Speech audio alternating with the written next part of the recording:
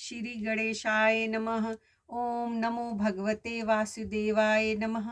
ओम नमः शिवाय। हमारे यूट्यूब चैनल पर आप सभी का स्वागत है। नमस्कार दोस्तों, आज हम श्रावण कृष्ण गणेश चतुर्थी व्रत का कथा सुनाएंगे। गणेश भक्तों के लिए संतान आदि प्रदायक कथा है। इस ऋषि गण पूछते हैं, हे स्कंद कुमार, दरिद्रता, शोक, कुष्ठ आदि से विकलांग, शत्रुओं से संतप्त, राज्य से निष्कासित राजा, सदैव दुखी रहने वाले, धनहीन, समस्त उपद्रवों से पीड़ित, विद्याहीन, संतानहीन, घर से निष्कासित लोगों, रोगियों एवं अपने कल्याण की कामना करने वाले लोगों को क्या उपाय करना चाहिए जिससे उनका कल्याण हो और उनके उपरोक्त कष्टों का निवारण हो।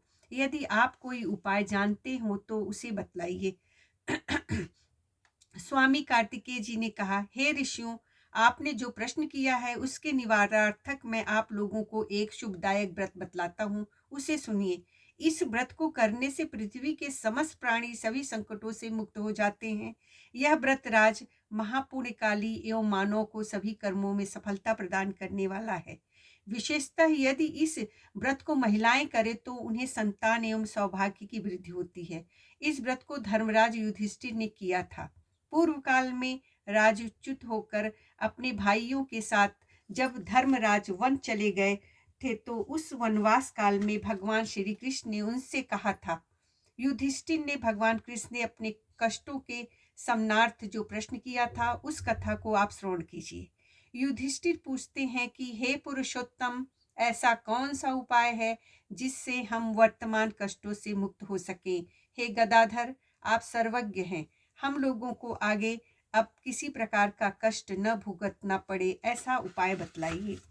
स्कंद कुमार जी कहते हैं, जब धैर्यवान युधिष्ठिर विनम्र भाव से हाथ जोड़कर बारंबार अपने कष्टों के निवारण का उपाय पूछने लगे तो भगवान हरिकेश ने कहा, श्री कृष्ण जी ने कहा, हे राजन, संपूर्ण कामनाओं को पूर्ण करने वाला एक बहुत बड़ा गुप्त व्रत है।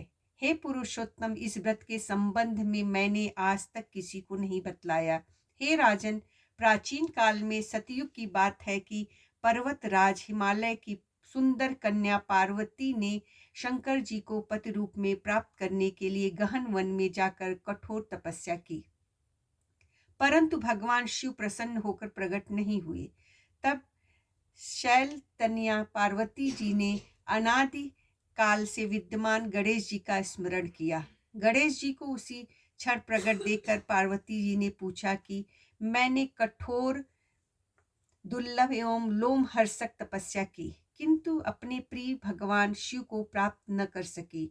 वह कष्ट विनाशक दिव्य व्रत जिसे नारद जी ने कहा है और जो आपका ही व्रत है, उस प्राचीन व्रत के तत्व को आप मुझसे कहिए। पार्वती जी की बात सुनकर तत्कालीन सिद्धिदाता गणेश जी उस कष्ट नाशक शुभदायक व्रत का प्रेम से वर्णन करने लगे। गणेश जी ने कहा, हे अचल सुते, अत्यंत पूर्णकारी एवं समस्त कष्ट नाशक व्रत को कीजिए। इसके करने से आपकी सभी आकांक्षाएं पूर्ण होंगी और जो व्यक्ति इस व्रत को करेंगे उन्हें भी सफलता मिलेगी।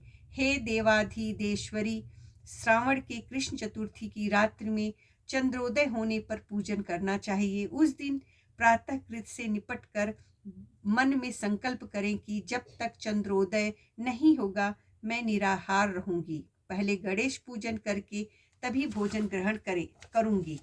मन में ऐसा निश्चय करना चाहिए।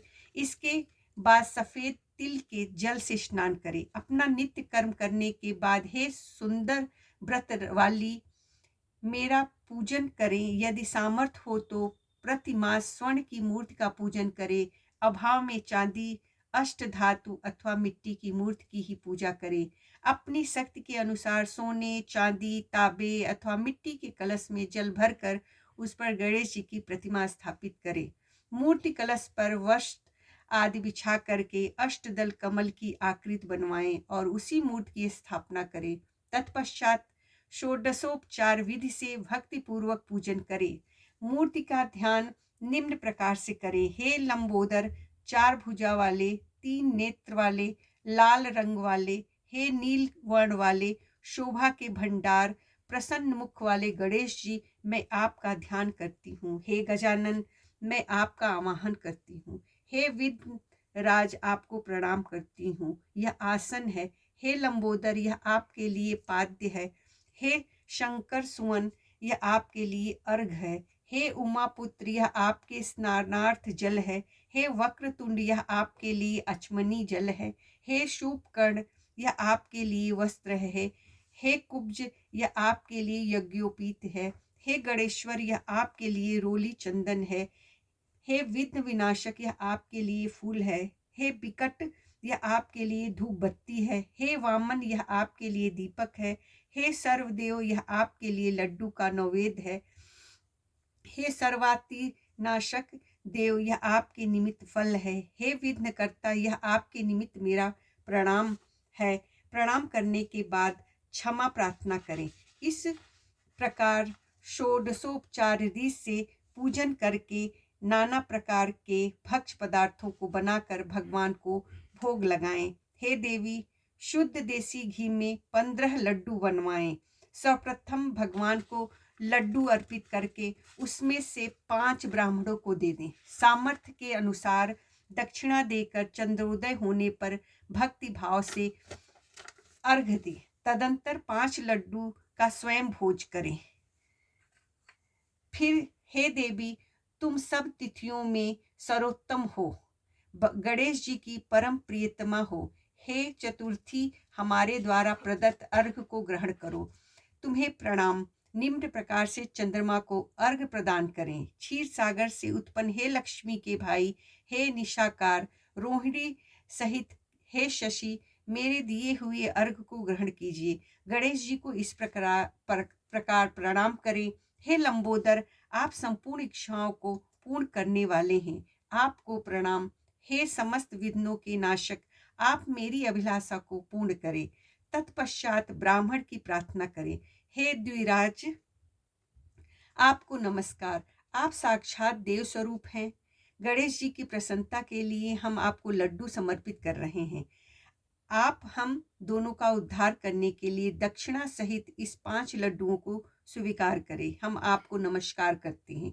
इसके बाद ब्राह्मण भोजन कराकर गणेश जी से प्रार्थना करें।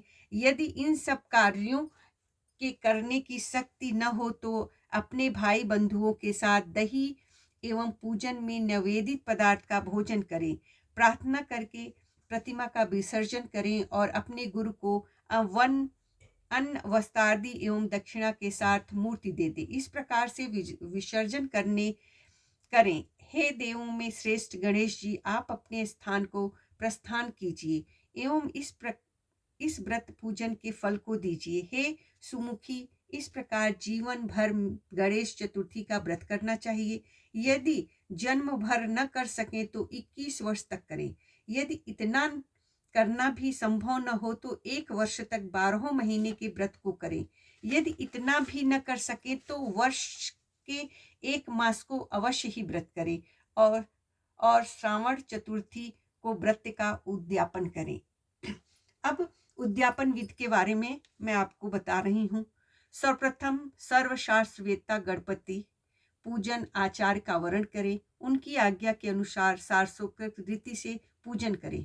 यह अपनी शक्ति के अनुसार 1008, 108, 28 तथा 8 लड्डुओं से गणपति हवन करें।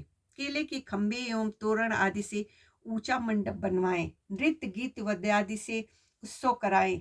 भक्त युक्त हो गुरु की पूजा करें। अपनी शक्ति के अनुसार सपत्नी आचार्य को सुवर्ण, गौ, वस्त्र, आभूषण, छत्र, जूता, कमंडल, भूमि आदि दान करें। हे देवी, गणेश जी की प्रसन्नता के निमित्त आचार्य का पूजन करके उन्हें संतुष्ट करें। इस प्रकार व्रत करने से मैं प्रसन्न होता हूँ, इसमें तनिक भी संदेह नहीं है। जो लोग मेरी पूजा भक्ति भाव से करते हैं उनकी अभिलाषा मैं पूर्ण कर देता हूँ। श्री कृष्ण जी कहते हैं, हे युधिष्ठिर, प्राचीन काल में स्वयं गणेश जी ने पार्वती जी से कहा था और पार्वती जी ने उसी भांति आराधना की थी जिससे उन्हें सफलता प्राप्त हुई। इस व्रत के करने से पतिव्रता पार्वती का विवाह शिव जी से हुआ, जिनके साथ आज तक पार्वती जी गणेश जी की कृपा से विहार किया करती हैं। अतः हे महाराज, युधिष्ठिर, आप भी इस संकटनाशक व्रत को करें। यह संकटा नाम की चतुर्थी बड़ी शुभकारी है। स्कंद कुमार जी कहते हैं कि श्री कृष्ण जी के मुख से इस प्रकार संकटनाशक चतुर्थी व्रत सुनकर हे महर्षि, पूर्व काल में राज प्राप्ति की कामना से युधिष्ठिर ने इस व्रत को किया। इस व्रत के करने से उन्होंने संपूर्ण शत्रुओं का विनाश करके राज प्राप्त किया। इस व्रत के करने से चारों पदार्थ धर्म, अर्थ, मोक्ष एवं काम सुलभ होते हैं। मनुष्य की आकांक्षाएं पूर्ण होती हैं और बड़े बड़े शासकों, पदाधिकारियों तक का अपने वश में कर लेते हैं। मनुष्य पर किसी प्रकार का संकट आने पर इस व्रत को करने से संकट मुक्त हो जाता है। सीता जी के अन्वेषण में पवन कुमार हनुमान जी ने इस व्रत को किया। पूर्व काल में राजा बलि से संकटग्रस्त होने पर रावण ने भी इस व्रत को किया था। गौतम पत्नी अहिल्या ने पति द्वारा शापग्रस्त होकर पति वियोग के कारण इस व्रत को किया था। इस व्रत के करने से विद्यार्थियों को विद्या तथा धनेक्षी को धन प्राप्त होती है। संतान की इच्छा करने वाले को संतान प्राप्ति, रोगग्रस्त को व्याधि मुक्ति होती है तथा गणेश जी की पूजा से कृपा से मनुष्य के सब नष्ट हो जाते हैं। जैसे सभी की कामनाओं को गणेश जी ने पूरा किया, उसी तरह से हमारे सारे सांसारिक मनुष्यों की मनोकामनाओं को गणेश जी पूर्ण करेंगे। इन्हीं सब आशाओं के साथ हम आपसे विदा लेते हैं। ओम श्री गणेशाय नमः। ओम नमो भगवते वासुदेवाय नमः। ओम नमः शिवाय।